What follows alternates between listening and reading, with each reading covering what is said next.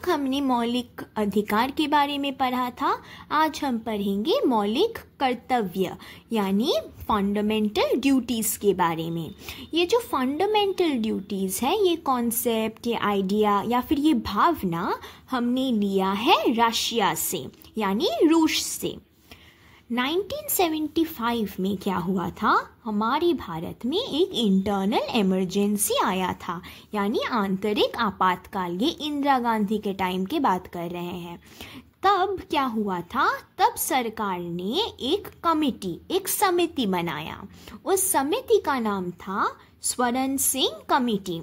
और इस समिति में जो भी मेंबर्स थे उन लोगों को किसने नियुक्त किया, इंडियन गवर्नमेंट ने, भारत सरकार ने।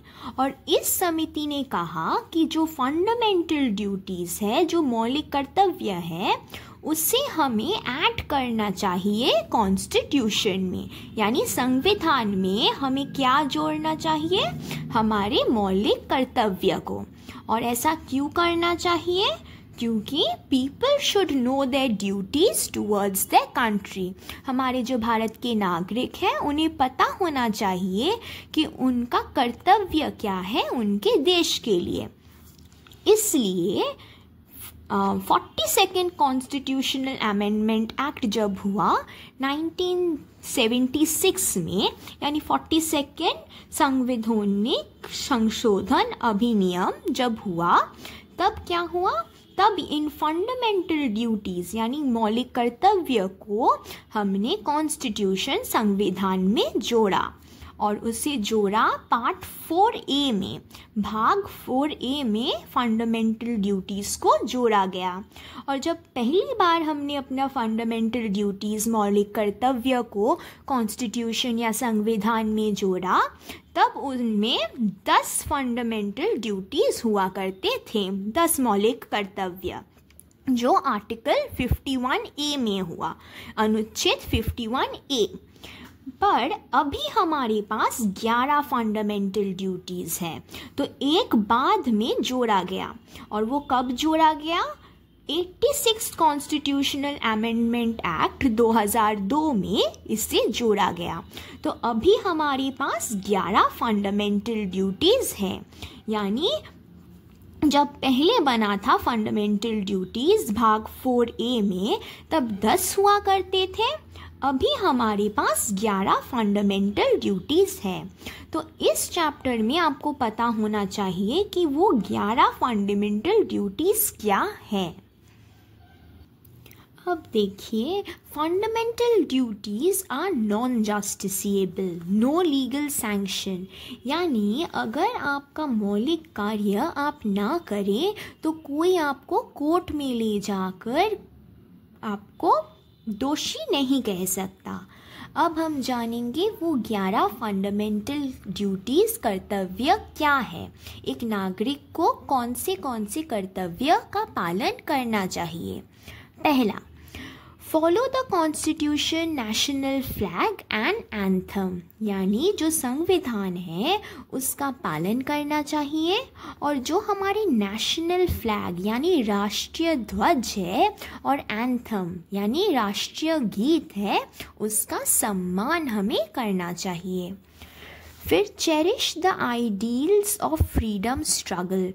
ये जो हमारा स्वतंत्र संग्राम है, फ्रीडम स्ट्रगल, उसे हमें चेरिश करना चाहिए, उसका आदर्श करना चाहिए। Uphold sovereignty, unity and integrity. यानी भारत का जो संप्रभुता है और ये जो अखंडता है उसका रक्षा करना चाहिए। Defend the country and render national service. अगर देश में कोई युद्ध हो तो आपको उसमें पार्टिसिपेट करना चाहिए, आपका योगदान देना चाहिए। देश का सुरक्षा के लिए आपको सोचना चाहिए। Promote harmony and brotherhood. Brotherhood मतलब भाईचारा। भाईचारा को आपको इस भावना को आपको बढ़ावा देना पड़ेगा। Preserve national heritage and culture. Culture यानी हमारा जो संस्कृति है उसे आपको आपको रक्षा करना है। प्रोटेक्ट नेचुरल इन्वायरमेंट, ये जो प्राकृतिक जो इन्वायरमेंट है, जो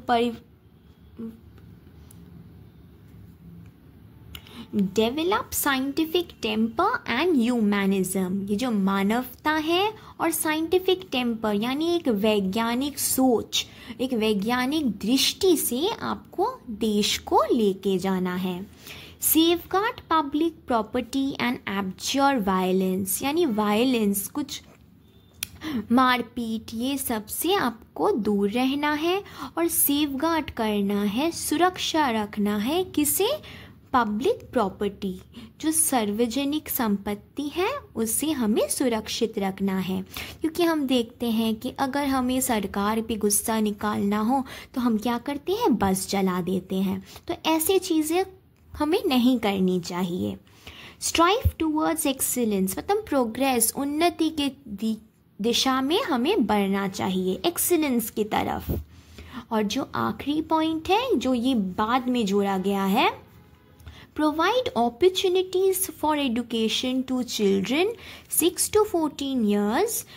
Duty of the parents to make sure that children are educated. तो आर्टिकल 21A में हमने राइट टू एजुकेशन पढ़ा था, वहाँ पे भी यही कहा गया है कि एजुकेशन बच्चों को देना चाहिए। 6 से 14 साल के अंदर जो बच्चे हैं उन्हें शिक्षा देनी है। पर यहाँ पे देखिए, यहाँ पे डिफरेंस, अंतर यही है कि यहाँ पे हम कह रहे हैं it is the duty of parents to make sure, यानी माता पिता का ये कर्तव्य है देखने का कि उनके बच्चे पढ़ें, वो स्कूल जाएं। तो जब हम फंडामेंटल राइट्स पढ़ते हैं, मौलिक अधिकार, तब हम सिर्फ एडुकेशन के बारे में बात करते हैं। पर जब हम फंडामेंटल ड्यूटीज़ यानी मौलिक कर्तव्य के बात करते हैं, तब हम कहते हैं कि ये पेरेंट्स यानी माता पिता का कर्तव्य है कि वो अपने बच्चों को स्कूल भेजें। तो आइए फिर से हम देख लेते हैं कि वो 11 पॉइंट क्या है। पहला है नेशनल फ्लैग और एंथम, इन दोनों को हमें क्या करना चाहिए? सम्मान करना चाहिए।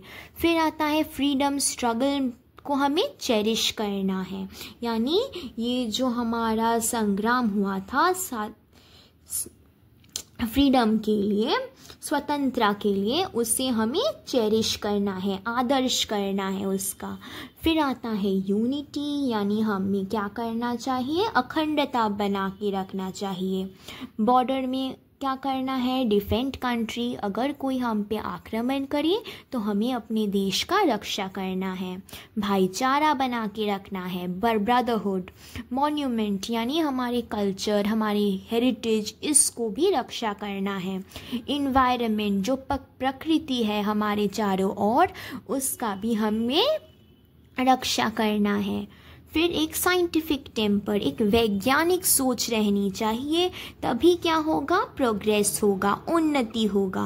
और जो पब्लिक प्रॉपर्टी है हम उसे जलाएंगे नहीं, हम क्या करेंगे? उसका रक्षा करेंगे। और आखिरी पॉइंट जो जोड़ा गया है बाद में, वो है एजुकेशन फॉर चिल्ड्रन 6 से लेकर 14 साल तक। और ये किसका रिस्पॉन्सिबिलिटी है? ये माता पिता का कर्तव्य है कि वो देखें कि उनके बच्चे स्कूल जाएं। तो यही 11 पॉइंट है हमारे फंडामेंटल ड्यूटीज़ या फिर हमारे मौलिक कर्तव्य में। आशा करती हूँ आपको सारे पॉइंट क्लियर होंगे। फिर भी अगर डाउट हो आप हमें कमेंट सेशन में पूछ सकते हैं। फिर हम मिलते हैं अगली वीडियो में, तब तक के लिए टाटा।